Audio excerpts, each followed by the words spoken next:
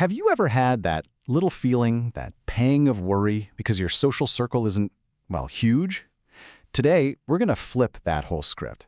We're going to dive into the psychology behind having just a few close friends and explore why it might actually be a sign of a really powerful mind.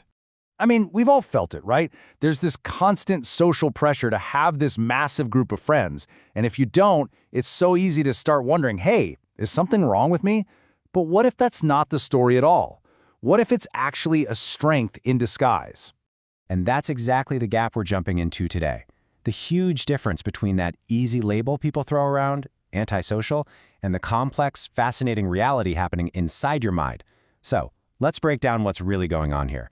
All right, so let's get right into our first big idea. This isn't about being antisocial. Not at all. It's about being highly selective. It's about having incredibly high standards for who you let into your life, who gets access to your time, and, most importantly, your energy. This quote just nails it, doesn't it?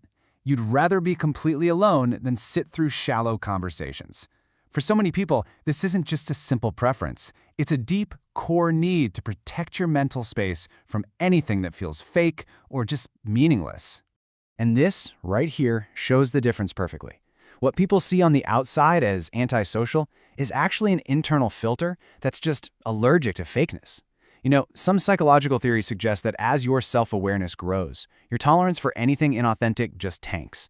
Your mind gets really good at spotting gossip or manipulation or hidden agendas, and you naturally put up a wall to protect your own energy. So let's be super clear. This is not about avoiding connections. It's about avoiding shallow ones. You're just not interested in the small talk, the surface-level stuff. You crave depth. You want to have those conversations about big ideas, about psychology, about what really makes people tick. You know, that preference for depth leads us right into our second point, this whole idea of a social battery. And for some of us, it isn't just a cute metaphor. It's a very real biological reality, and it just drains way faster. And get this, it's not a choice. It's an actual neurological trait, sometimes called high social sensitivity.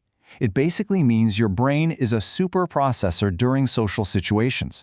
You're analyzing words, body language, emotional currents, all at the same time. It's like running a dozen complex programs at once, and man, is it draining.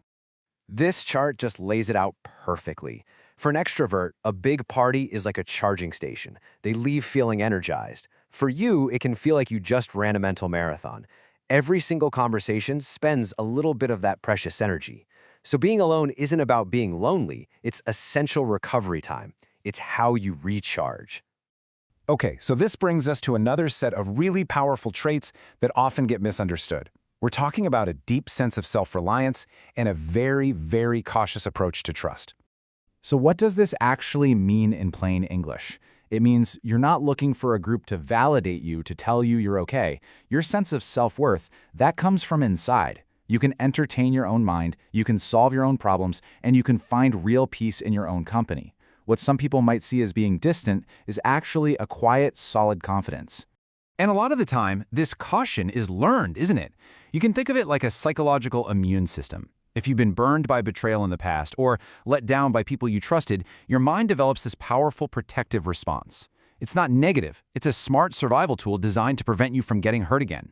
And that experience leads to what some psychologists call a high trust threshold. You don't just let people walk right in. No way. You observe them. You kind of test their character and their intentions. And only after they've cleared that really high bar do you grant them access to your inner world. It's not about being closed off. It's a deliberate and honestly a very wise process. Okay, so let's pull all of these threads together. What does it all really mean?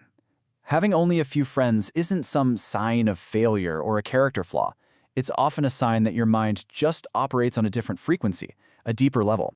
I mean, when you really put it all together, what do you see? These aren't weaknesses, they're strengths. You've got deeper self-awareness, sharper intuition, a richer inner world, and higher standards. It's pretty simple. You just value quality over quantity in every single part of your life, and especially in your relationships. And I want to leave you with this really powerful thought, which is captured so well right here. Sometimes the people with the strongest minds walk alone for a while. Your path isn't a mistake. It's the journey of a discerning, powerful mind. And that's a true sign of strength. So the next time you find yourself thinking about your social circle, I want you to ask yourself this. What if you're not lonely, but just highly selective. And what if that selectivity isn't a flaw, but maybe your greatest asset?